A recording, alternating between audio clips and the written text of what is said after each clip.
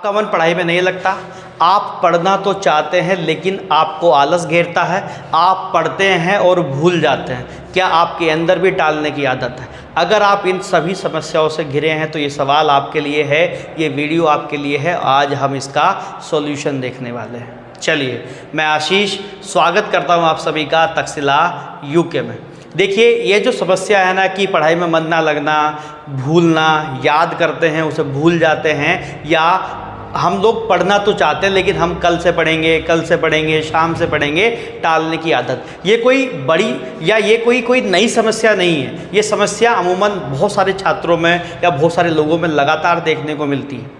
हमें इस समस्या से पार पाना है। एक स्टूडेंट के लिए ये समस्या होना बहुत बड़ी समस्या है, क्योंकि ये अगर समस्या किसी भी विद्यार्थी के अंदर रहेगी तो वो शायद सफलता प्राप्त नहीं कर पाएगा। तो हम चलिए जानते हैं आज कुछ प्रैक्टिकल टिप्स जो हमें इन सब समस्याओं से दूर करेगी। देखिए, एक एक टिप्स बड़ी इंपॉर्टेंट है। सबसे पहली टिप्स मैं आपको बताता हूँ। देखिए, ब्रेन परफॉर्मेंस करने के लिए 7 से 8 घंटे की नींद बहुत ज़रूरी है। जी हाँ, मैं आपको जो बता रहा हूँ उस पर थोड़ा सा ध्यान रखना कि ब्रेन को परफॉर्मेंस करने के लिए 7 से 8 घंटे की नींद बहुत ज़रूरी है। देखिए, एक रिसर्च में जो MIT US से बेस्ड एक इंस्टीट्यूशन है, उसकी एक रिसर्च में ये पता चला, उसमें एक रिसर्च करी गई कि जिन लोगों ने एग्ज़ाम ड्यूरेशन के समय जो 6 घंटे से कम सोते थे, उनकी प्रोडक्टिविटी या उनका जो फाइनल रिजल्ट आया उसमें वो 20% कम मार्क्स ला पाए उन लोगों की अपेक्षा जो 7 या 8 घंटे सोते थे।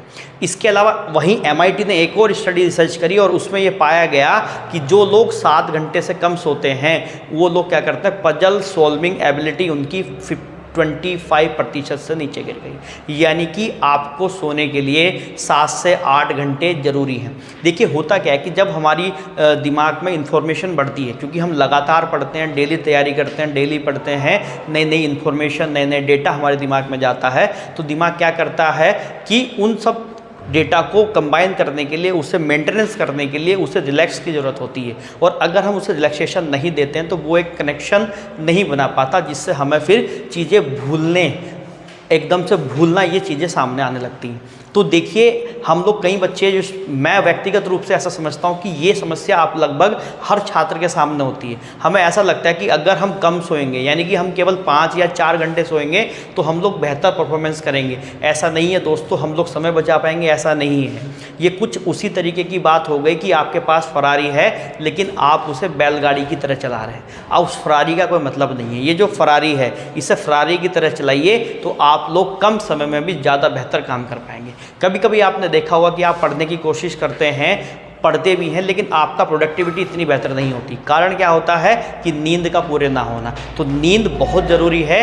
कम से कम 7 से 8 घंटे आप स्टूडेंट होने के नाते आप ज़रूर पढ़िए, बिल्कुल अच्छे से पढ़िए, ठीक है। ये रही टिप नंबर 1। टिप नंबर 2, देखिए, पढ़ने के लिए बहुत सारी टेक्निक को प्रीफर करा जाता है। पहली टेक्निक है पोमोडोरो टेक्निक, जो व्यक्तिगत रूप से मैं भी अपनाता हूँ और इसने भी मुझे बहुत लाभ पहुँचाया है। देखिए, इसमें क्या करते हैं कि अगर हम एक स्टडी की बात करें कि माइंड की जो कॉन्सेंट्रेशन पावर है वो 40 से 45 मिनट है, लेकिन अब ये धीरे धीरे और भी घट रही है क्योंकि शॉर्ट्स और रील्स का ज़माना चल रहा है दोस्तों। तो पहली चीज़ मैं यहीं पे थोड़ा सा इस टॉपिक से भटक करके बताना चाहूँगा कि शॉर्ट्स रील को अगर बंद कर सको तो कर दो यार, ठीक है। वापस आते हैं टॉपिक पे। देखिए, होता क्या है कि कॉन्सेंट्रेशन पावर हमारी 40 से 45 मिनट होती है, तो मैं व्यक्तिगत रूप से इसे ही पालन करता हूँ। मैं लगभग 40 से 45 मिनट पढ़िए और 15 मिनट का रेस्ट लीजिए। उस रेस्ट में आप लोग गाने सुन सकते हैं, प्राणायाम कर सकते हैं, पानी पी सकते हैं, या किसी से बात कर सकते हैं, जो भी आपको ठीक लगे। 15 मिनट का रेस्ट लीजिए, खुद को फ्रेश करिए, फिर से बैठिए और फिर से 45 मिनट पढ़िए, फिर से 15 मिनट का रेस्ट लीजिए। ये टेक्निक सबसे अच्छी मुझे लगती है और व्यक्तिगत रूप से अगर आप इसका इस्तेमाल करेंगे तो आप देखेंगे कि ज़रूर आपको लाभ मिलेगा। तीसरी टिप बहुत इंपॉर्टेंट टिप है। देखिए, सीखने का जो सर्वप्रथम लक्ष्य है वो है समझ विकसित करना, यानी कि the prime goal of learning is understanding. सीखने का लक्ष्य का मतलब है समझ विकसित करना। देखिए, होता क्या है कि हम कई बार सब्जेक्ट्स को बोरिंग समझ करके पढ़ते हैं। कई बार हम लोग ऐसे पढ़ते हैं, यार चलो सब्जेक्ट है, पढ़ना है, पेपर देना। नहीं, अपनी पैसिव रीडिंग को एक्टिव रीडिंग में डालिए। कम ऑन, पैसिव रीडिंग को एक्टिव रीडिंग में डालिए। यानी कि आप लोग जिस टॉपिक को पढ़ने वाले हैं उसे एक बार देखिए, उसका थोड़ा सा सर्वे करिए, उसे देखिए कि इसमें क्या क्या पढ़ना है। उसके अलावा क्वेश्चंस देखिए कि कैसे कैसे सवाल पेपर में आते हैं। आपके दिमाग में उन सवालों को जानने की एक अभिलाषा उत्पन्न होती है या नहीं होती है। इसके अलावा रीड करिए, रिसाइट करिए और रिव्यू करिए। आप देखेंगे कि आप बहुत अच्छे तरीके से उसे पढ़ पाएंगे, यानी कि आप जो पढ़ना चाह रहे हैं कि उसकी उपयोगिता अपने ज़िंदगी में महसूस करिए। थोड़ा सा रिव्यू करिए, रिसाइज करिए, थोड़ा सा इमेजिन करिए कि वो टॉपिक आपको किस तरीके से प्रभावित कर सकता है, तो आपको एक क्यूरियोसिटी आपके अंदर पैदा होगी, तो वो आपके लिए अच्छा ऑप्शन हो सकती है। और देखिए चौथी टेक्निक और आज की लास्ट टिप, ये बहुत इंपॉर्टेंट टिप है।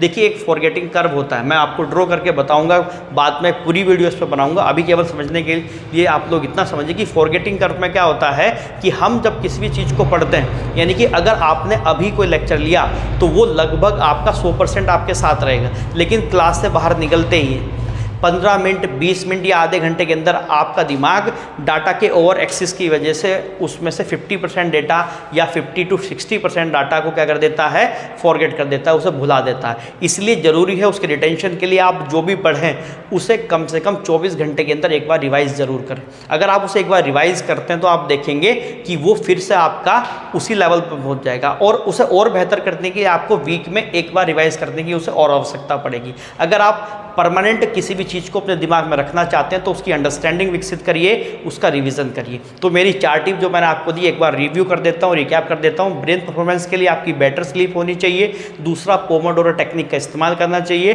तीसरा, पैसिव रीडिंग को एक्टिव रीडिंग में बदलिए। और चौथा, रिवीजन पर थोड़ा सा ध्यान रखिए। फिर आप देखेंगे कि आपकी जो ये समस्या है, इन समस्याओं से आपको क्या मिलेगी, निजात मिलेगी। अगर आपको इसमें कोई भी क्वेरी हो या कोई भी चीज़ हो तो आप मुझे कमेंट सेक्शन में ज़रूर पोस्ट करें।